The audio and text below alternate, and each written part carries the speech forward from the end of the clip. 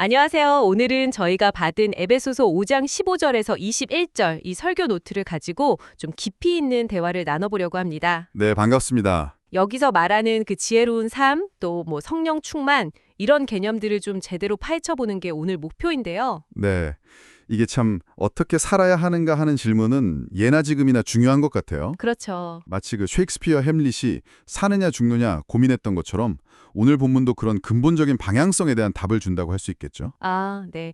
그 비유 좋네요. 그럼 15절부터 한번 시작해 볼까요? 그런즉 너희가 어떻게 행할지를 자세히 주의하여 지혜 없는 자같이 하지 말고 오직 지혜 있는 자같이 하라. 여기서 자세히 주의하라가 딱 걸리네요. 이게 결국 자기 성찰 아닌가요? 네, 맞습니다. 지혜의 시작을 바로 자기 성찰로 보고 있다는 점이 아주 중요해요. 왜냐하면 사람은 본능적으로 자기한테는 좀 관대하잖아요. 노트에도 마태복음 인용하면서 나오지만 내 눈에 들보는 멋보고 남의 티끌만 본다는 거죠. 아, 그렇죠. 네. 그래서 이 자료에서는 성경적인 지혜는 남 보기 전에 나부터 돌아보는 거다. 이렇게 강조하고 있어요. 나를 객관적으로 보는 게 지혜의 시작이다. 아, 근데 이게 참 말처럼 쉽진 않잖아요. 그렇죠. 어렵죠. 그럼 어떻게 해야 그렇게 나를 볼 수 있는 지혜를 얻을 수 있을까요? 그 답이 혹시 18절에 있을까요? 술 취하지 말라. 이는 방탕한 것이니 오직 성령으로 충만함을 받으라. 네, 바로 그 부분입니다.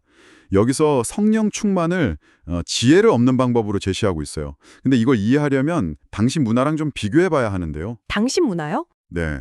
그 자료에도 나오지만 그 당시 그냥 술 취하는 게 아니라 이게 막 무절제한 쾌락 추구, 그러니까 방탕함이랑 연결되는 그런 분위기였거든요. 아하. 성령 충만은 그런 것과는 완전히 반대되는 상태인 거죠. 그러니까 성령님이 내 생각과 행동을 인도하셔서 하나님의 뜻을 따르게 되는 상태. 아, 그러니까 술 기운에 막 휩쓸려 사는 대신에 성령의 영향력 아래서 말씀을 깨닫고 또 그걸 실천하는 훨씬 더 이성적이고 의지적인 상태를 말하는 거군요. 맞습니다. 그래서 사도행전에 나오는 불이 혀같이 임했다는 것도 그 자료에서 지적하듯이 그게 진짜 불이 아니라 성령 임재를 눈으로 보여주는 어떤 묘사일 뿐이라는 거죠. 감정적인 황홀경 그 자체가 핵심은 아니고요. 네, 그 점이 중요하겠네요. 감정이 동반될 수는 있지만 본질은 그게 아니다. 그랬죠. 본질은 성령께서 우리 생각과 행동에 영향을 주셔서 우리가 하나님의 뜻을 분별하고 따르게 하시는 것. 그리고 그 결과가 아주 구체적인 삶의 모습으로 나타난다고 본문은 이야기합니다. 네, 19절부터 21절 보면 찬송하고 감사하고 또 피차 복종하는 모습이 나오잖아요. 맞아요. 찬송, 감사, 그리고 특히 피차 복종.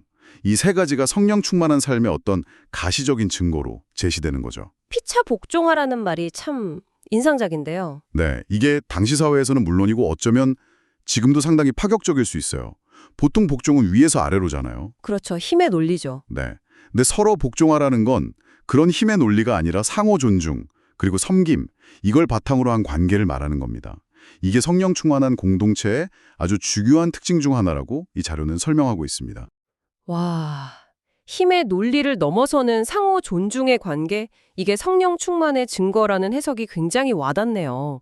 단순한 윤리적인 지침 이상인 것 같아요. 네, 그렇습니다. 그럼 이런 삶의 태도는 결국 17절 말씀, 그러므로 어리석은 자가 되지 말고 오직 주의 뜻이 무엇인가 이해하라 하는 것과도 연결되는 거겠네요. 정확합니다.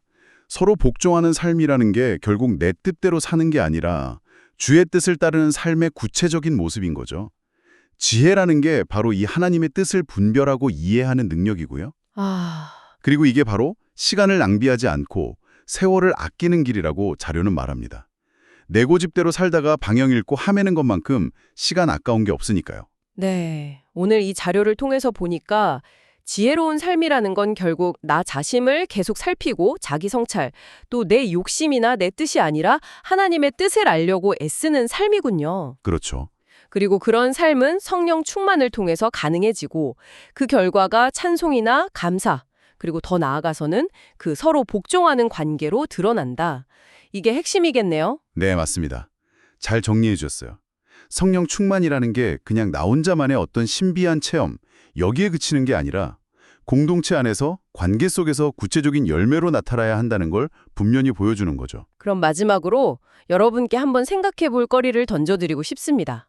오늘 자료에서 강조된 서로 복종하는 것, 이 상호 존중과 섬김이 여러분의 관계나 혹은 속한 공동체 안에서는 어떤 모습으로 나타날 수 있을까요? 좋은 질문이네요. 그리고 우리 사회에 만연한 그런 힘의 논리나 위계 질서를 넘어서 이런 관계를 실제로 만들어가려면 무엇이 필요할지 한번 고민해 보시면 어떨까 싶습니다.